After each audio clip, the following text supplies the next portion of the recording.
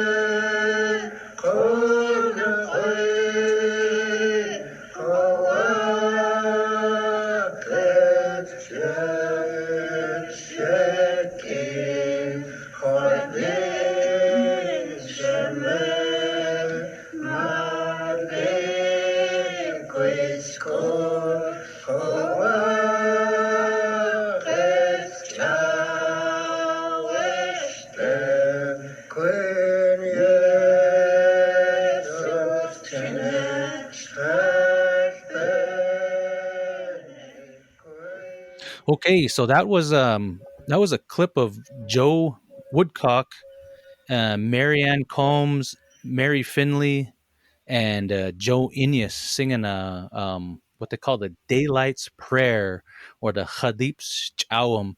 And that song was sung for during the wake services when the people who were selected to stay up all night, with the deceased, they'd continue the praying for the family that's in grieving, and when the first light comes, they start back in with the prayers during the day, and that was the song that was sung for that morning time. But interestingly, the background tune for the song is actually it's an old traditional song that was adapted by Gregory Mengarini.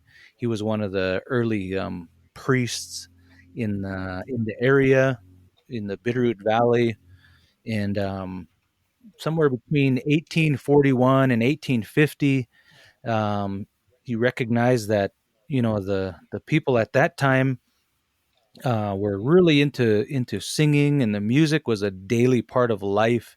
So they used that kind of as a way to convert, or as a way to infuse their own worldview into the lives of the Salish people at that time.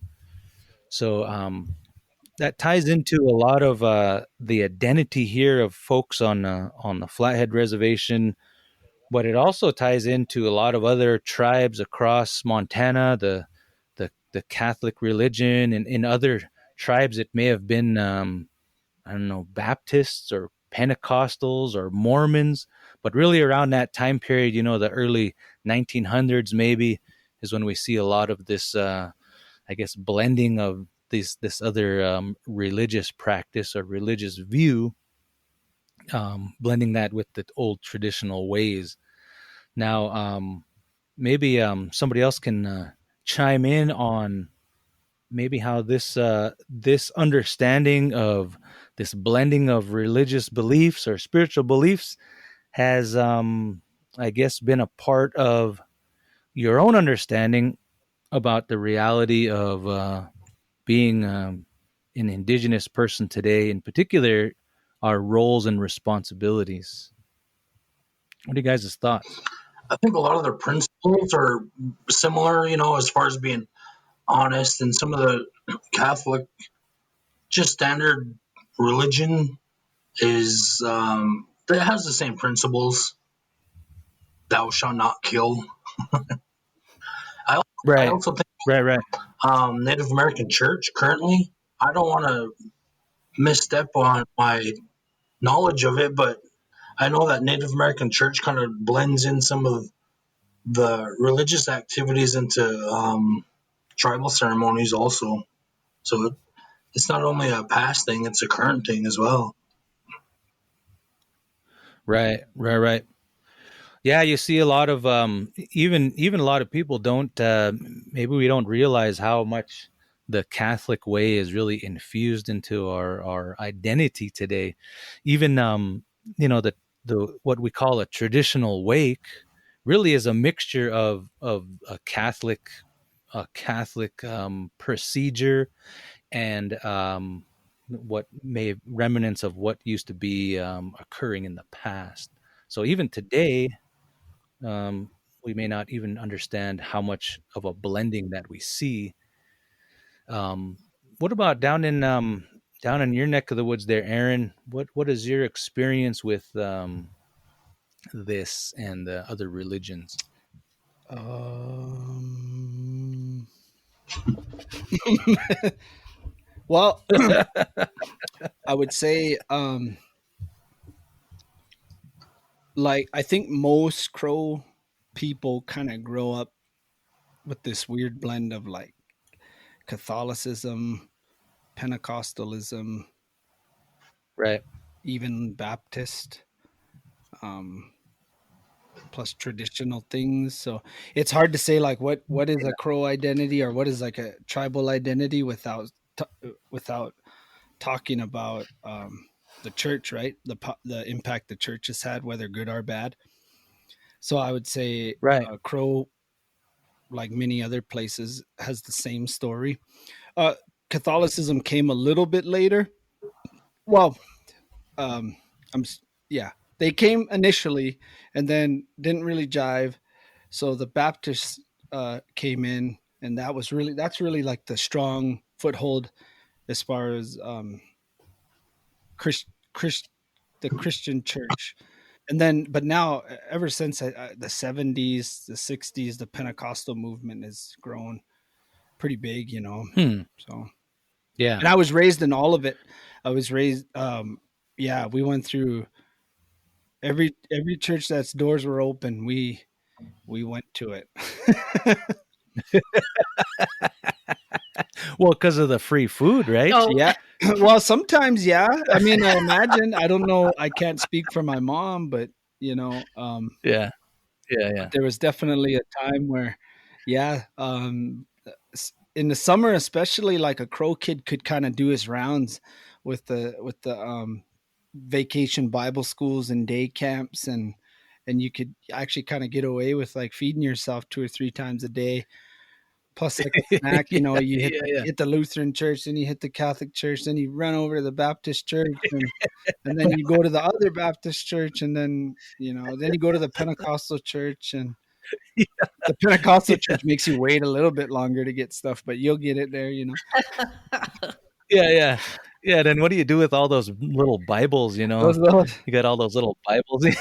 Yeah, yeah, you got a lot of little Bibles. yeah, it's tough. Yeah, it's tough Yeah. because then you're like, That's a lot of little Bible."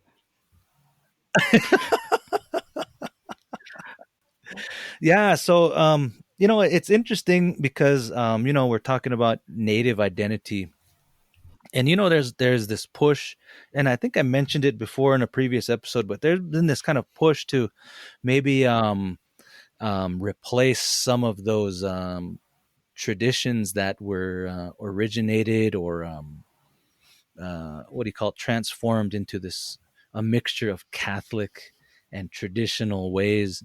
And there's kind of a maybe a small movement in the community to say, well, we want to revert back, but there's what I see some of the issues in that is, what do we replace it with? What Yeah. do we replace our identity, that part of our identity with? Because there's a large group of older older folks who believe in that very, very strongly and would possibly take offense to that because that's what they grew up with.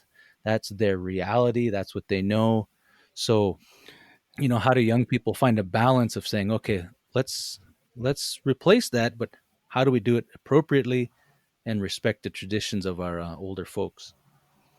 Yeah, it's that Go. that's a tough one because like anything in Indian country, you want to address if there's problems, but then you also got to do it in a way Yeah. that's like not just diplomatic, because sometimes diplomacy doesn't always fix the problem. It just, I don't know what it does, but um, you have to acknowledge a problem, right? And without offending people. And so, the first question is what does Christianity do to tribal identity? So then your your instinct is to say is to like maybe talk about the positive. Well, at least in my upbringing, growing up, my generation. Nowadays, I think kids and young people are a little more willing to question the system and say like, no, they're not into that, or like, and be more blunt. But there was a time like you didn't say that, like, because my grandma was Catholic, you know what I mean, and there Hmm. I was not. Yeah. I'm not in a position to be like, well, that's not crow, so Right. Yeah. I think Yeah. Yeah. the first thing. So what do you think? What was it? What is its impact today to tribal identity? We kind of know the history, and I don't know if like that. Yeah. This is even the time or place to like go through this. Like, well, boarding school and all that. I think because Yeah. that's not the experience that we have. Mm-mm. That's like Right. we're just kind of Yeah. we're all just kind of like we're rezzers, so Hmm. and we just have this like, hey, once in a while we meet up, we play Red Rover, and and then we all drink really like bland Kool-Aid after, and then they tell us a Bible story on those little felt boards, and Oh, yeah. you know and, and then you go home, and it's like it's hard to say if that has much of an impact, but Well, I mean, maybe that's why people now are talking about we need to find a way to replace that, or we want something else. Because, I mean, I kind of have a similar family background, and some of them were really Catholic, and there's no way to say to any of those people that like, hey, that's we want to get rid of that and we want to go back to something else. I mean, there will be no getting rid of that for them. They're going to hold on to that. And so I Yeah. think that if that's important to them, cool. I mean, that is something that matters. So not to confront that in any way or argue that, or it just is. So let that be. But I do think that there's a lot of people, like younger people, who it's always been there in the background.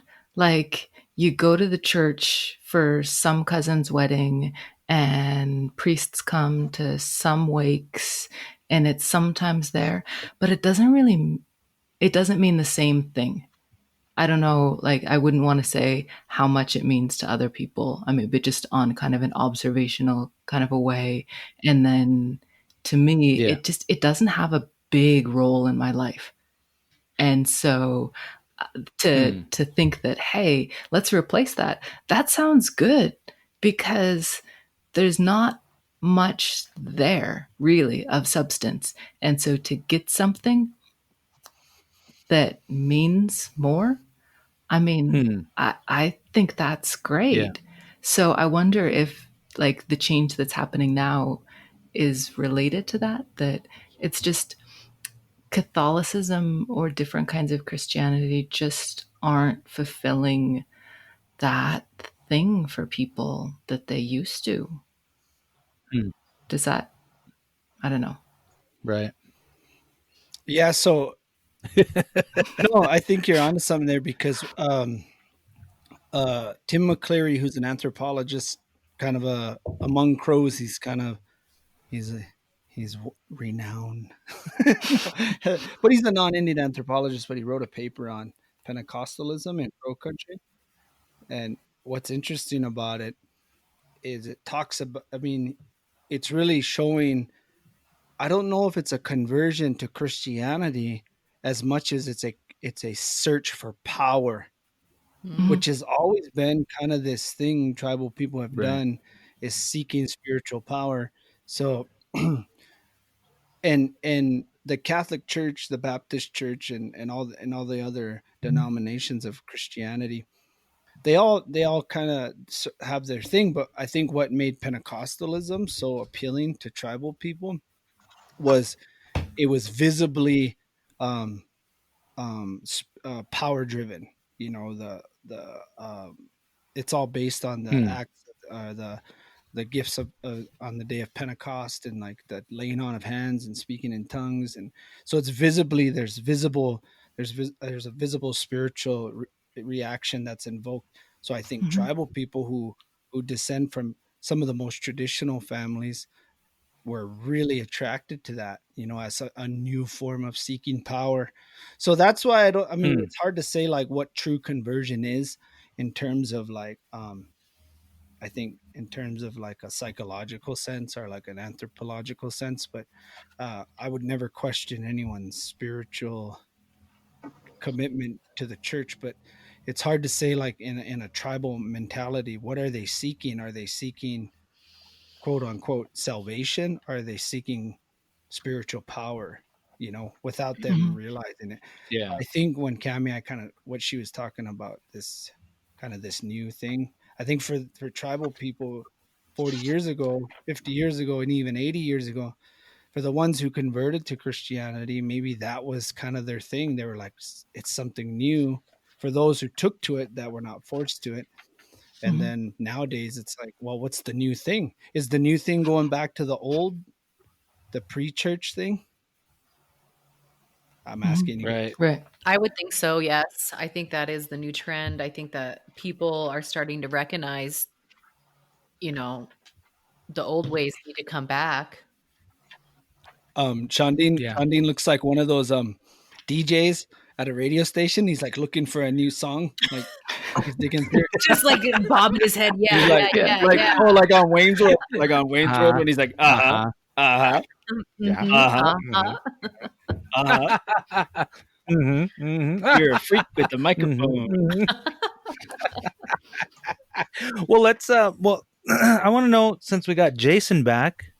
We've got Jason back. He's allocated some of his precious time this evening, and I know he's a busy guy. He said he went to Missoula today, and that's quite the journey for Jason off the res. And I know he's got maybe some warrants, so he has to be careful Oh, going through quit it. Pablo. Let's hear from Jason. What are your thoughts on this? Because this is kind of a touchy subject. I feel like it's kind of a hard one, because we got a large group of people that would maybe object to some of the things we're saying. But Jason, what's up, man? Yes, I ventured out to Missoula. I needed some things from Home Depot.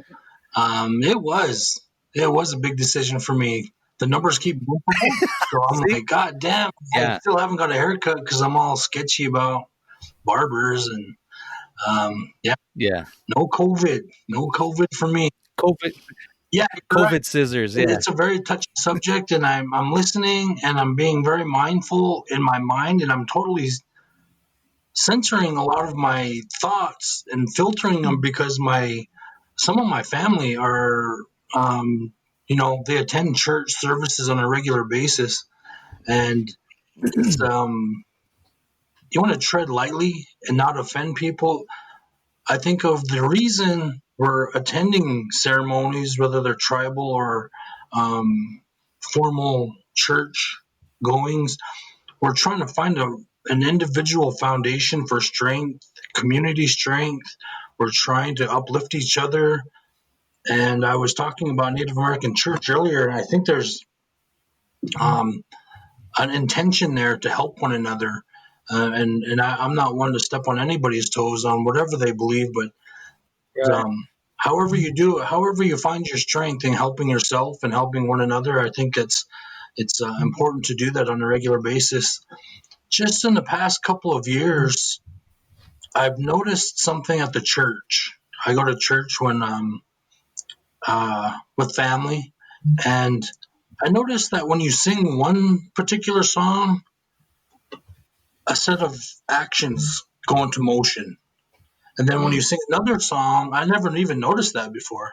You sing another song, Hmm. and another set of activity sets into motion. You know, people understand the cue from a particular song, and put that I put it on top of the tribal ceremonies I've attended, and it's very similar.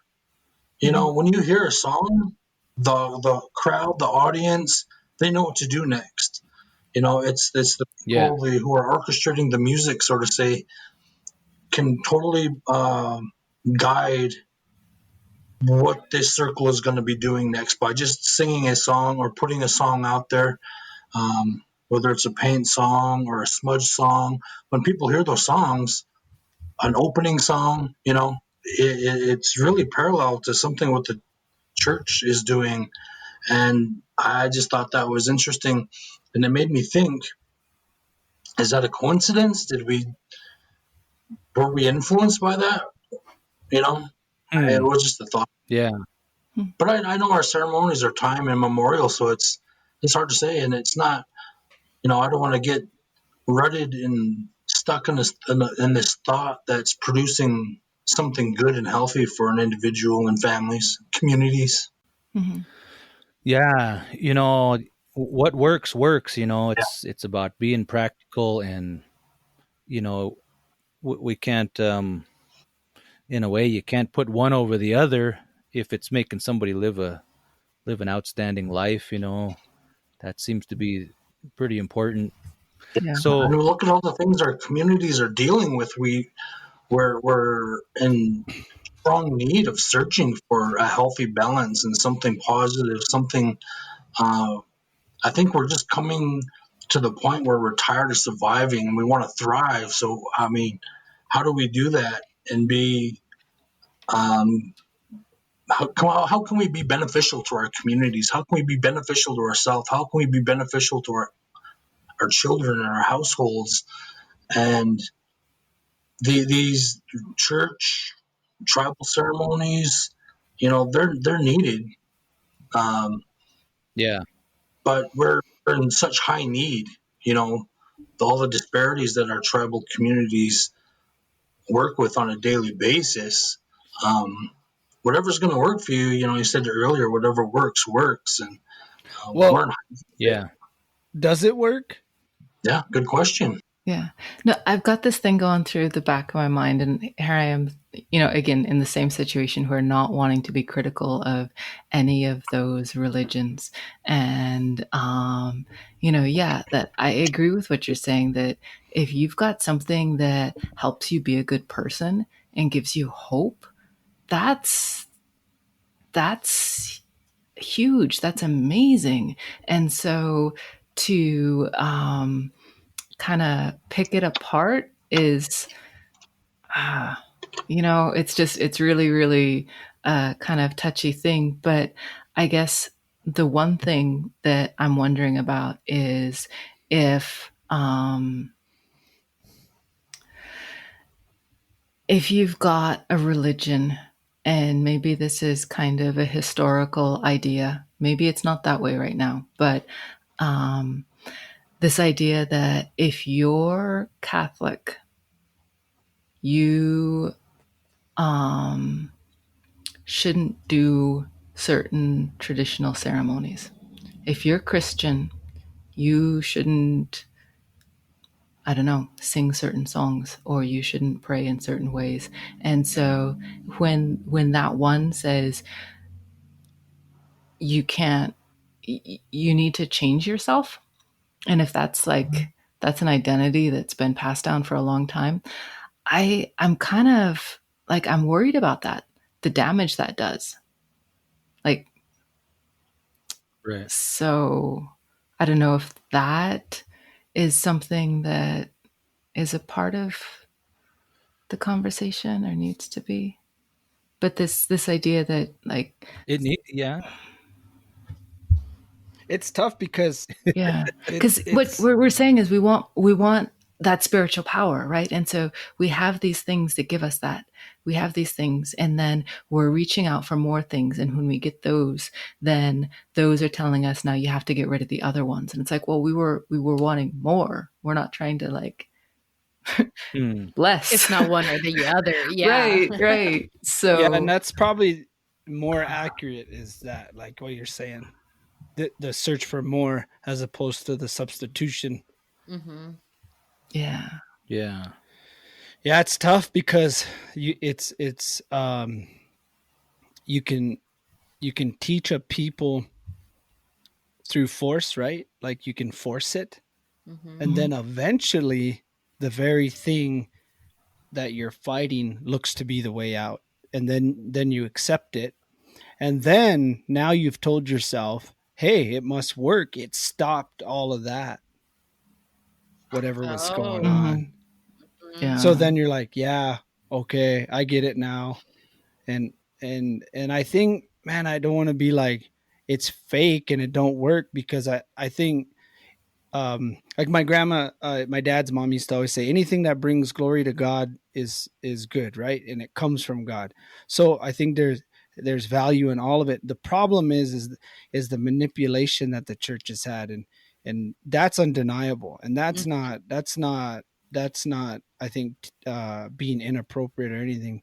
There's no question that the church has done things to tribal people and continues to do things that, whether it's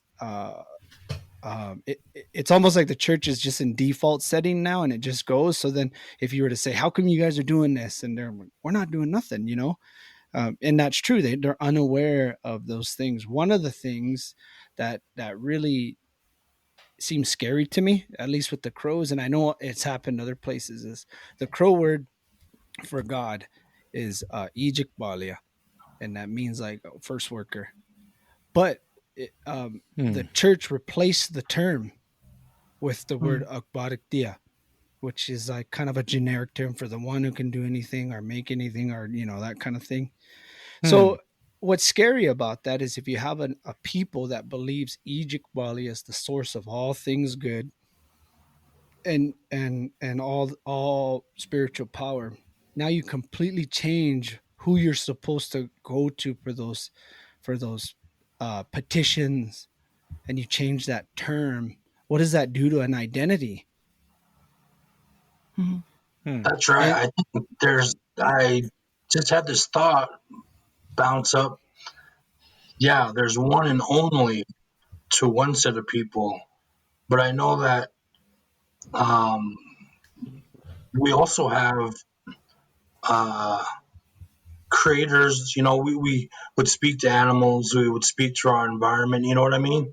It's like our environment is our creation. Our environment is our giver, not just one individual. And I think yeah, that's really interesting. Mindsets, your worldview is what goes from completely broad to just one strand. yeah, it almost creates a monarchy of spirituality. Mm-hmm. And it's weird. It's so if you were to ask most crow people, and I'm sure it works the same way with any tribe, and you'd say, when you want this particular kind of help, and you can insert whatever you want right there, like you want to be a good track runner, or you need finances for whatever, what do you do? And you're like, well, we pray to God. There's only one God. Most people are going to say that, but really, like, historically, that's not how it worked, right? That's just not the way it was. We believed in like the sharing of fortune in terms of spiritual luck. And so if you saw your neighbor and he had all the things that you had, clearly there's a spiritual potency with that individual. So you might go to that individual and say, what is it that you do? Or you'll say his medicine is whatever. And so, hey, let me buy your medicine off of you, or let me, you know what I mean, pray with it or something, and however that might look for each individual tribe. So it might not be the same manner, right? And that to me is what's different is everything in the church seems to speak against that way of thinking, you know, Hmm. the Yeah. handling and the molding of good fortune, you know. Yeah. Yeah, it's like I suppose it's like one could argue that it would if you really want to embody a true spiritual self, you dedicate to one thing because it's probably complete in some way or more complete. But when you're drawing from two different ways, you may have competing forces, and one might say that you're just you're not you're not fully engaging in whatever gift or power that might come from each of those particular ways. So I have a So I think I don't know. Yeah, I let's have hear a it. thought on that because um, I hear this all the time, you know, where people will say like, if you're going to dedicate to one, which I fully agree with. But here's the problem: is what we say, let's dedicate to one, right? But what's actually Yeah, happening in Indian country? Some of the most traditional people we know are actually Christian as well, are churchgoers anyway, yeah, right? yeah, yeah, And there's no denying yeah, that. And when we look at them, yeah, we don't say like, oh, he's a Christian dude, or she's a Christian lady. We still see yeah, them as traditional people, right?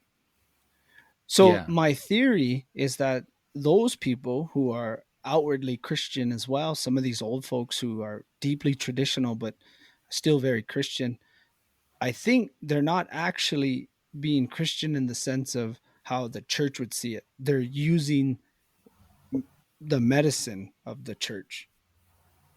yeah, So that yeah, means yeah, once it comes to them, it's converted. It's converted to yeah, fit them. Just like if yeah, someone gives you a pipe, you know, that pipe, take it, it's yours. I made it for you, you know. So that pipe now, it fits, it's your deal now. Now we don't say like, well, that pipe came from so and so, you know, it don't work for you. It's like that's not how it works, you know. And so yeah, yeah, yeah, and there's some basic concepts like holy water. That's a real easy thing for any traditional person to be like, yeah, you can pray for water. You know, and yeah, yeah, yeah, like these are some pretty basic things. So I think like they know how to take these elements of the church. So there there's a rehearsed response. Where it's like, say, well, are you a Christian? Yeah, I'm a Christian. And it's like, okay, but what is, I don't think us in Indian country even really knows what that means completely, because we've been right, given, right, right. we're going on 4 or 5 generations now of the Indian Christian, which Mm. is a different thing. I think Yeah, it's a completely different thing, and we've somehow tricked ourselves into like thinking it's the same as what they're doing in the Bible Belt or what they're doing in the Vatican. I don't think it's it's its own thing. yeah. Yeah, well, these hymns are a good example of that because you can't find an equal in either of the ways. You can't find an equal in the Catholic way. You can't find a Gregorian chant that sounds like the Indian hymns, and you can't find traditional songs that sound like the the hymns they are today. Mm. So they're really a mix of the both, and very unique in that way. But they're infused in part of our identity, and yeah, there's a group of people that might think that we don't we need to put it away and replace it with something. But I don't know what I don't know about that, how that is accomplished. I mean, I would have some suggestions, but it's pretty hard to do. It's a pretty Well, you hard do thing to it. do. You just do it, Yeah, yeah, right? I yeah, mean, right, yeah, okay. So yeah. But how but many times have you so heard well, this? Oh, go ahead. Go ahead. oh no, yeah, no, good. Let's hear it. No,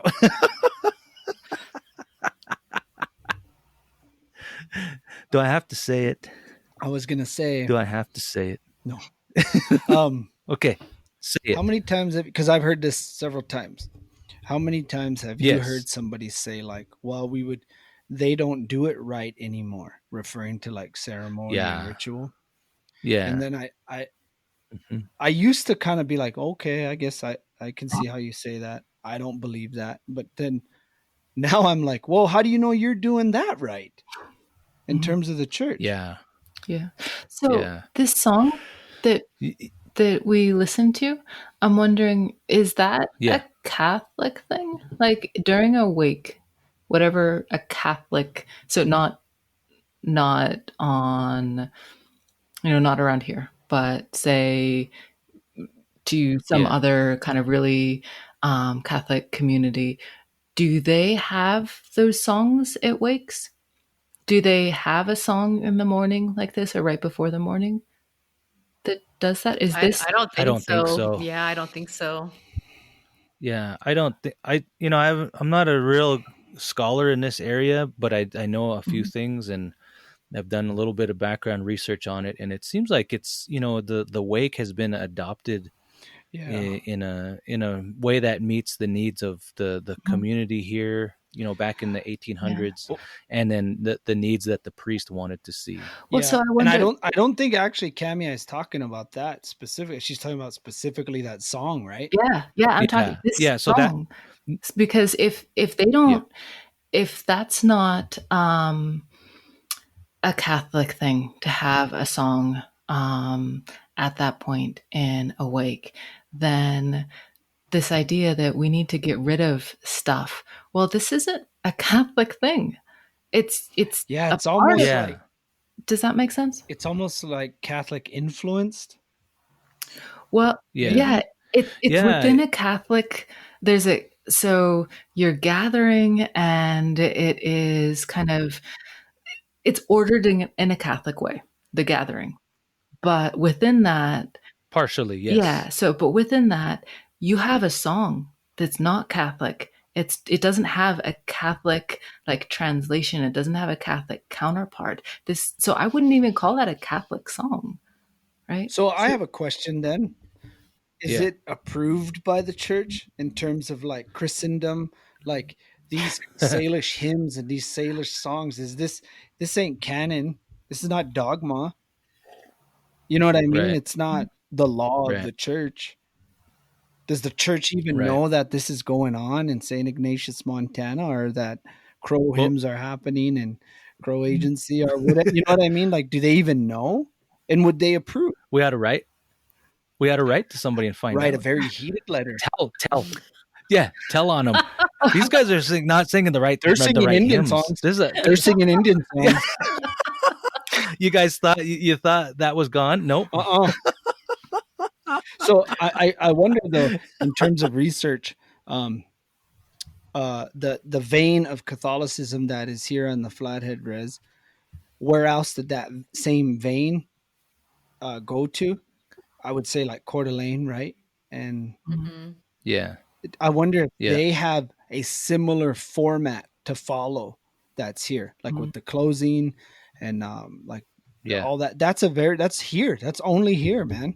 I've never seen it anywhere else. So I wonder if that same it was almost like a conversion philosophy, right? Like this is how we're gonna get them Yeah. to Mhm. convert is Yeah. Yeah. so I wonder if you go to those other places if they have a very similar format, right? Hmm. It is, as far as I know. I think it's very similar as you go west. I don't know how far west, but I know most of the Salish speaking tribes would Probably not follow past the same Colville, right? format. I would think that's Yeah. I would Yeah. I would think Yeah. the coast has probably got Because its own thing it's dealing, yeah. doing and Yeah. I Yeah. almost said dealing with. It's got its own thing it's dealing with. They had their own priests to do all that. Yeah. Yeah. Yeah. Hey, so here's a Well, question. so Jason, okay, I'm okay, sorry. let's Go go. ahead. Yeah, question. I'm getting all worked Well, up about you know it. what? So Let's do this. Let's do this first. Let's listen to this next song, and then you can get reworked back up. Copy? sorry guys. I apologize. Yeah, you should. I want you to apologize to Forgive everyone me in the for room I have sinned. and our listeners. Okay, let's check it out. You guys ready? Let me know if you can hear it. Here we go.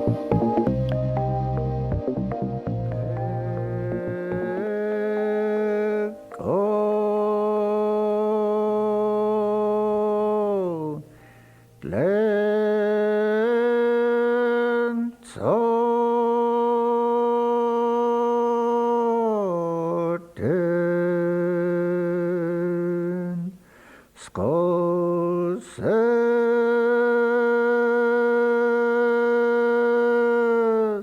yeah,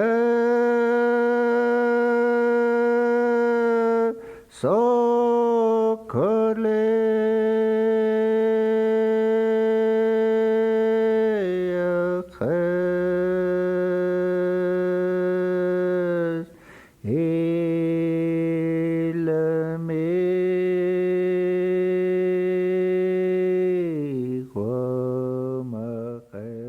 So that was Johnny Arlee singing Keksin Kwenei Sen Susep.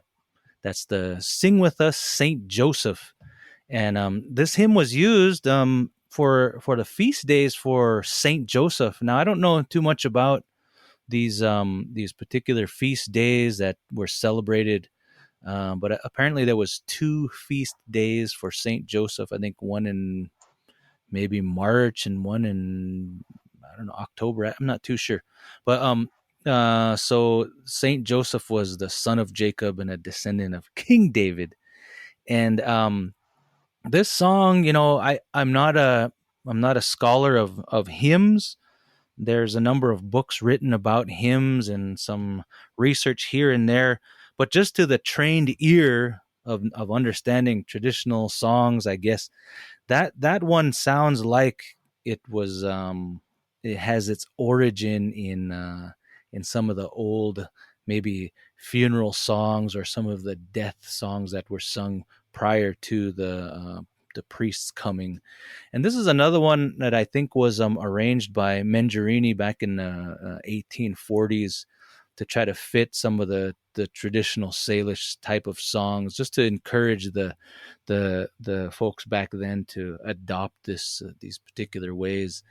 And it was understood by the priest at that time that music was one of the foremost important things in the daily life of the Salish at that time, and important mostly because the it helped to develop a relationship with what the priest would call like this supernatural entity.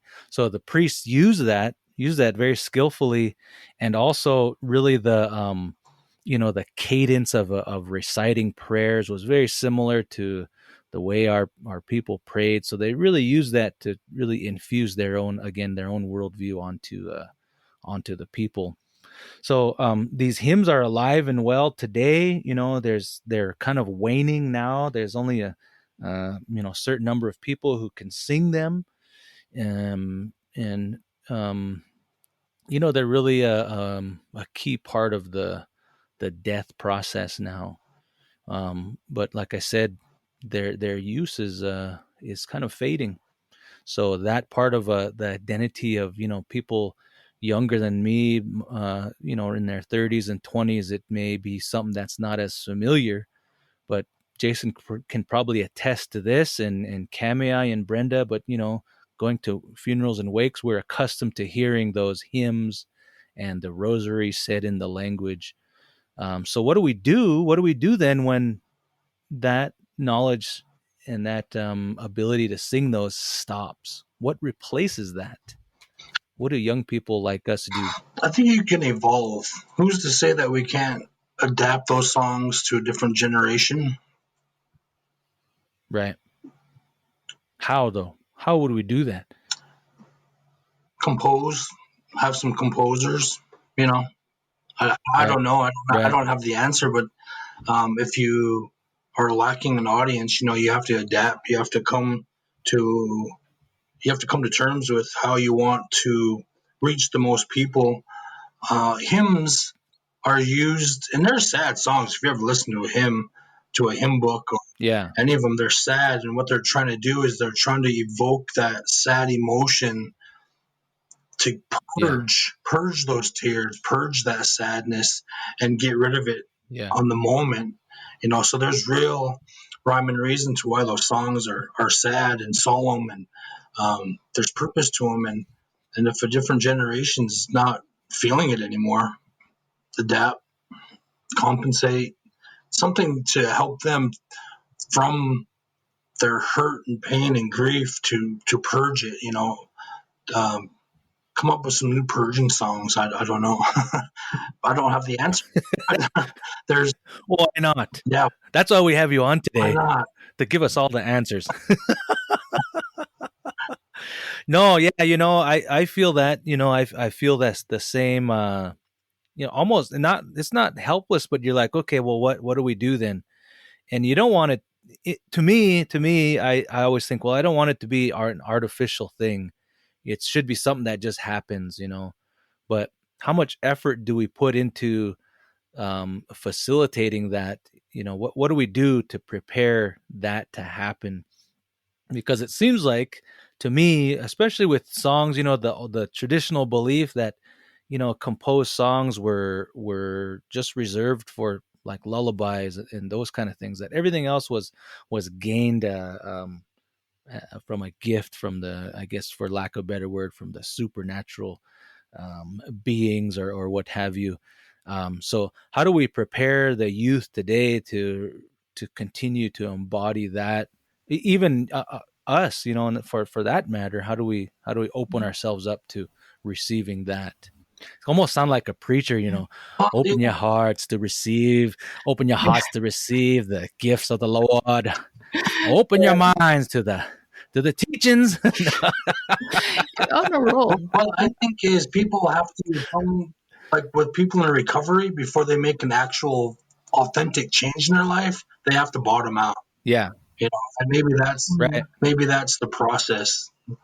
Not tap out Mm, completely, but just bottom out and come to just some terms like something has to change, and that can be an authentic move. Mhm. And I kind of get what yeah, you're saying about the not wanting to force things. I wonder about how, this idea that things should come naturally and not require effort, because I don't know, I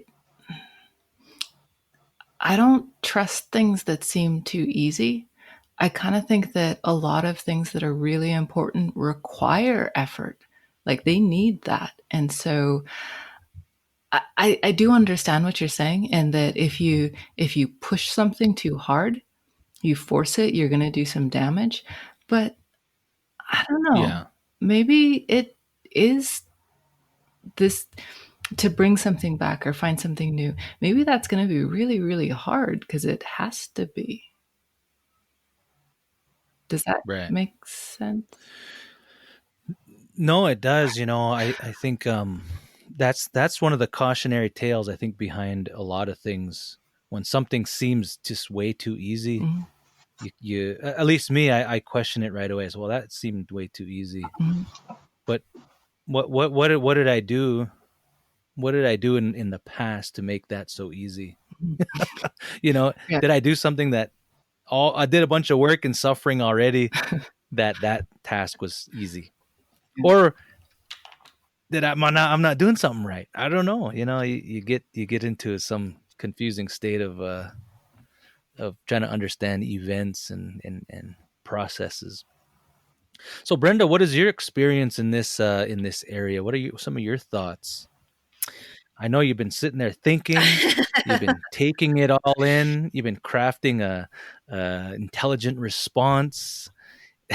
I don't know so much about intelligent response, but I've just taken it all Oh, in, as come in, on. Yeah, like reflecting on the process. And when you attend these wakes, and it's always the old timers that are there, that are up there singing these songs. And like Jason stated, these songs are super sad, and they yeah, bring out these emotions in you. And that could be the intent. It could be for them to pass on, to grieve, to yeah, do that. But then at the same time, I also feel like these youngsters, like we were talking about, feeling that much emotion really does make them uncomfortable. And um yeah, and to thoroughly explain, like we all has stated, we're not scholars in, these songs or whatever, how that goes. And so to, I think, fully understand it, it's a lot. But in replacing it, that is the big question. What would we replace it with? My mom's, I was talking to my mom before we started the show, and my mom was like, I remember when I was little in the 70s, if someone passed on, that body would go back to their house, and they would sing the songs Yeah. and have the services at the house. And it's not like that anymore. And she Yeah. just remembers the songs being different, a little bit more Hmm. upbeat, not so heavy. Oh. And so I'm Hmm. just reflecting on the whole process, and it's very unique, and it's definitely a blending of Christianity and traditional culture, so I don't even know.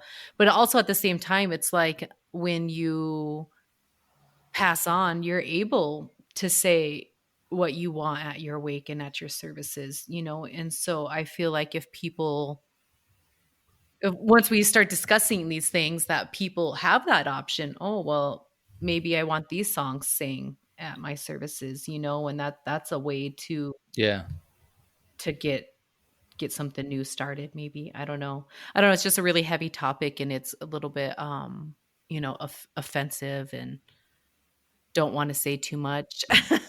So I don't want to get roasted, but so I Yeah. don't know. Yeah. Are we offending Brenda?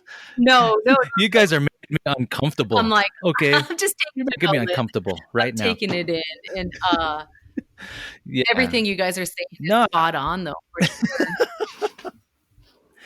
I don't know if you guys thought we'd talk about this today. I didn't know I didn't either. either. But No, Um, my concern though is how does this affect tribal identity? mm, that's what I'm getting at right now, is bringing it back into, in particular, and I want to know what you guys think about this, because the only way we can really truly be in a tribal people is if we have some ability to self-regulate. You hear the current movements to defund the police, and Yeah, no. the you know how does a community self-regulate? I know how it was done in the past. I think there was a form of social order and control, and it seemed to gravitate around an identity, a shared identity, Yeah. and not a pride, but really a desire to maintain that cohesiveness around identity.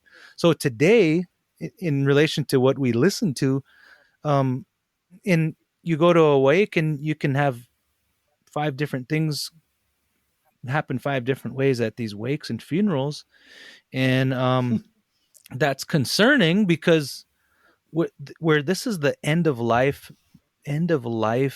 event for a person, and if you ascribe to a tribal belief, you want to ensure that your relative is going to go move on to the next step, and if you don't do that, what's the consequence? mhm. And what's the fabric of social control now to ensure that we're doing the appropriate things to ensure that happen? Because we've all sat around awake, not to talk about those kind of things, but and we all maybe seen things that we kind of shake our head at, like, why are they doing that? Mm. You, you Yeah, made yeah. you made me think of like Indian wakes. There's always our Indian funerals. There's always those same people, like at every one, and you're like, what are they Yeah. doing here? They just like come to eat, or I don't know, Come to get some smokes, and they give cry. some hugs. They cry at everyone, and you're like, are they really that Well, passionate? Or are they just? Is this like it? So is it fair to say too? And in all kidding, I'm kidding, but I'm also kind of halfway yeah. telling the truth here. Mhm. Yeah. In culture is waning so rapidly in Indian country that wakes have now become places for people to get little bits of it. Yeah. So I Yes. noticed that Yes. there's people who are like, "Oh, there's a wake tonight, so I'm gonna go." And it's like, "Well, are Mm-hmm. you part of the family? Are you?" They're like, and I mean, they kind of give me some connection, but I really have this suspicion. A lot of times they go because you're guaranteed to hear the language. You're guaranteed to like hear some closest thing to traditional songs as possible, and Yeah. And I kind of see that as it's become a cultural event as opposed to like a grieving process. I mean, it's still that. I would never say that. Of course, I would never be like, you guys are just here hanging out, wanting to eat bread and watery stew, you know?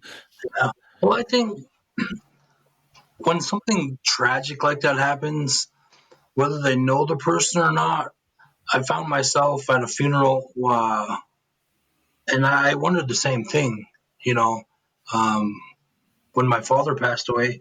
And I thought, wow, it's been a long time since I've seen these people, but damn, it feels good, you know, and now, and that opened my world, that opened my eyes to maybe I don't know them, but I know the person who's grieving, and I can help them carry that weight with Mm-hmm. a simple gesture, a small act of grace. That It's support system. Yeah. yeah, yeah. But you're right. You see the same crowd sometimes, but I think there's a thing to be said about just spreading the warmth. I'm not attacking any individual. I'm just Yeah. saying Well, Names. it does yeah. seem to happen. Let me Disclaimer. let me follow up on that. Let me follow up on that and provide a little explanation, because the belief around here, and somebody can confirm this for me if they want, but is that it's a responsibility. It's a community's responsibility to go to the wake and the funeral, even if you don't know the You person. guys, I wasn't And attacking the no. I wasn't talking. Why do you think I'm attacking you? Jeez, Aaron. We showed I'm support. just explaining, because if you don't know, okay, so let me tell you this. This is, so I worked with this guy, and he claimed to be an ethnomusicologist, and he wanted to know about funerals.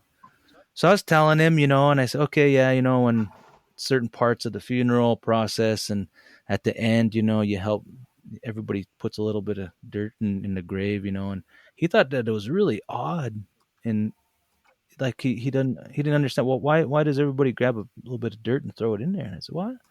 Just a way of contributing to the whole process. And so when you were saying that, it reminded me of that maybe you hadn't been to a lot of wakes around here, but growing up, it was almost like a responsibility. You had to go, and part of eating the food was a big part of the praying and eating with that person one last time. Mm-hmm. But you're right. I think you're exactly right in that it really is one of the last few cultural events where you can hear the language, and you get that feeling of tribalism, because you're around all these Indians of the same, of the for a same purpose. That and basketball games. But That's a different episode. yeah, that and basketball games. But yeah, Well, so see, now it was really a process. I feel bad because I think you guys misunderstood what I was saying. What? Okay, clarify then. This is your chance. Go. I understand the need for a community to bury its own and to grieve with each other. But there's always that crowd that's just there to hang out. I'm just calling them out. I'm just saying. Don't do that no more. You guys could say, Yeah. maybe this, Yeah. maybe. Yeah. Yeah, you're right. But there's still those people who just like wakes. They just do. Yeah. It's their calling. It's like everyone Yeah, has and that aunt that likes to wipe tables. Like everyone, she just show up at your house and does wipe your just table start down. wiping the table, and you're like, well, "What are you doing?" You're like, "I just like to wipe tables," So, And where's your vacuum? I'm just gonna everyone has touch those up the back room. relatives that go to funerals and go to wakes. Yeah. But I guess I don't know how. Like we're just talking about the dead. It seems like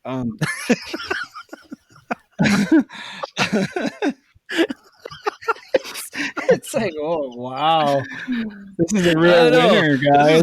This is a great episode. It's so heavy. It's so heavy. Jason back to talk about the dead. Yeah. Okay, well, let's reel it What back I'm in. saying is, let's Yeah. quit talking about dead people.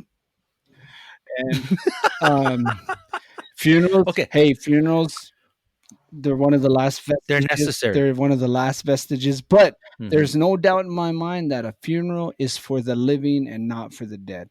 I think That is I correct. think even historically, that's the way tribal people dealt with it. They doubt the grieving Yeah. process is for the living, not the dead.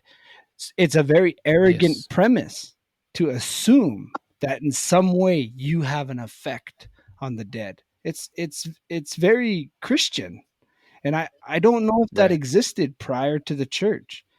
And it comes Mm. from a place of like saying, well, look, it's a very ethnocentric. It's like me, I have an effect on you. And it's like, yeah, we know that. But at the same time, that's assuming that person's lingering around saying, God, I'm waiting for Aaron to do cross his T's and dot his I's, And it's like Yeah. I just don't know if I have that. What I do have is the power to grieve as a Yeah. form of therapy. And I think in times past, you would cut your finger off, you would cut Right. yourself, you would fast maybe while the grieving process was happening, and you would cut your hair off. Mhm. It's not supposed to be like nowadays where you cut your hair off, but you like style it. So horrible.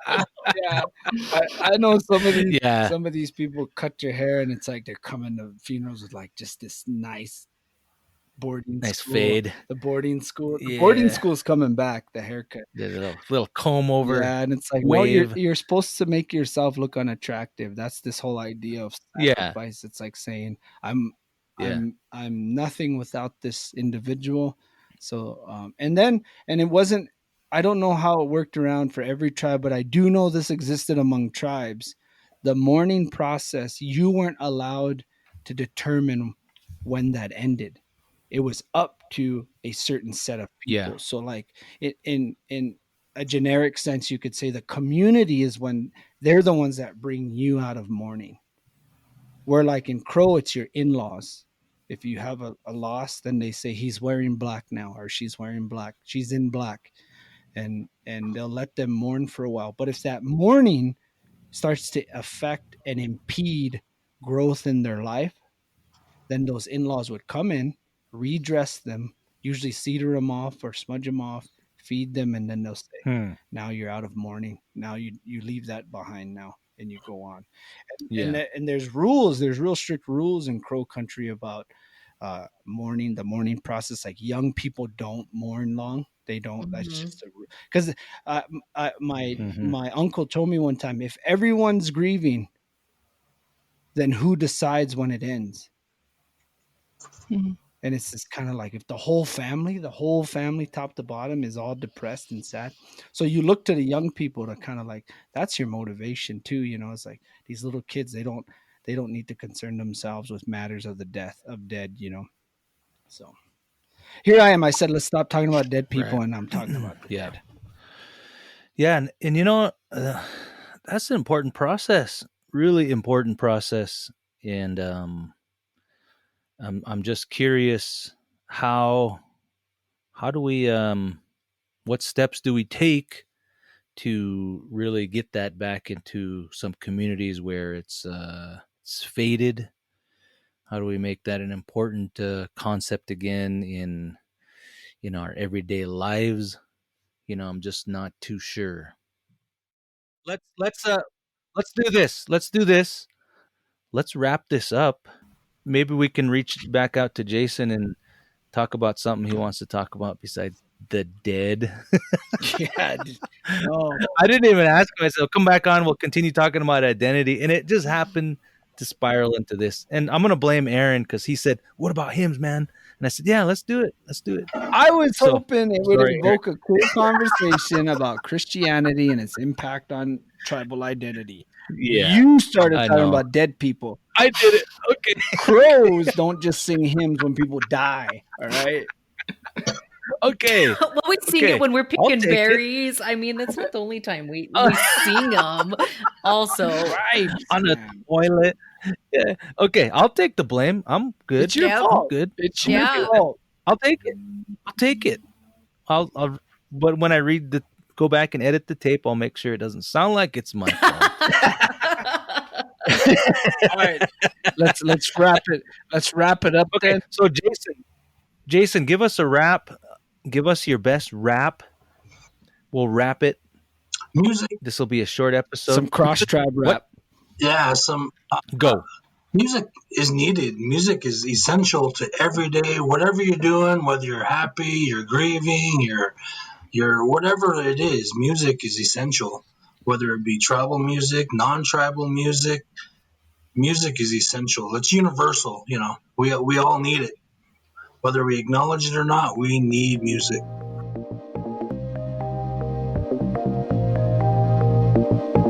Thank you for joining us on this episode. And to learn more, you can find us on Twitter and Instagram at IRCSKC. You can find us also on Facebook and YouTube by searching SKC Indigenous Research Center. You can also visit our website at irc.skc.edu. Don't forget to join us next time as we continue our discussions on Indigenous research, Indigenous research methodologies, and Indigenous worldviews.